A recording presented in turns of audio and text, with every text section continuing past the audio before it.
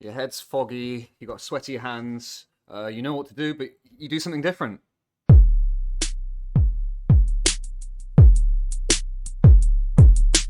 Hello and welcome back to the Mindset Lab. I'm Daniel Carter, former poker professional turned mindset coach. In this video, we're going to talk about the role that emotions play in our game and how they can end up sabotaging us. You're going to learn how they work, and at the end of the video, I'm going to give you some solutions on how to become more grounded and start acting more out of the rational part of our brain. So you might notice sometimes when you're grinding, you feel in the zone, in a nice flow, and it seems just very easy to make solid, rational decisions. You can fall back onto the theory that you know well, and you feel unstoppable. Yet other times, you can be in the same situation in a certain hand and know the right thing to do, but you decide to do something different. This can be really, really frustrating. And the way you might experience it is physically, you might have like sweaty hands, or you might notice like a little bit of fogginess in your head, irritability, frustration, lack of focus, lower energy levels, etc. So to understand what's going on here, we need to understand a little bit about how the brain works. So there's two parts of the brain, one that's responsible for making rational cognitive decisions, and there's another part of the brain that is responsible for our emotions and our behavior. Now, obviously, we want to be tapping into the part of the brain that's making good rational decisions, but when we're playing a session and we're experiencing stress, which is completely normal, what can happen is if these stress levels keep going up and up and up, they can break through a certain threshold. When that happens, our bodies will enter into a state known as fight or flight.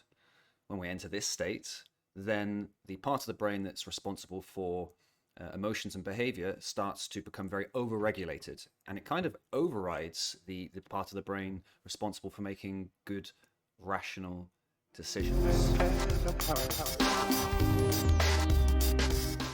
So, how can we find a way to become more grounded and less reactive to our emotions? How can we prevent ourselves from getting into this state? Well, to prevent ourselves from getting into this state is a little bit of a challenge.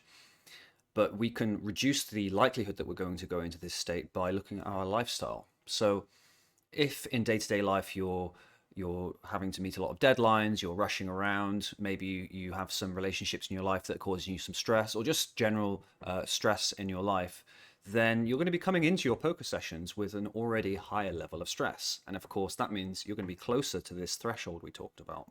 But what about if you're in a session and you are experiencing this emotional override?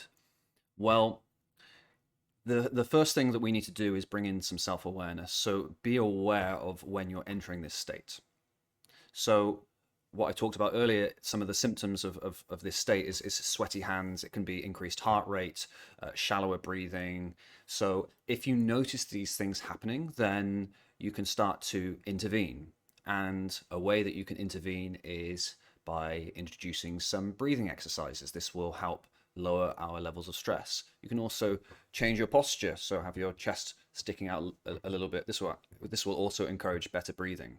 Another option is to do some light stretches. I understand that if you're playing poker, it might be difficult to start doing some yoga or something, but you can just do some very simple stretches in your chair.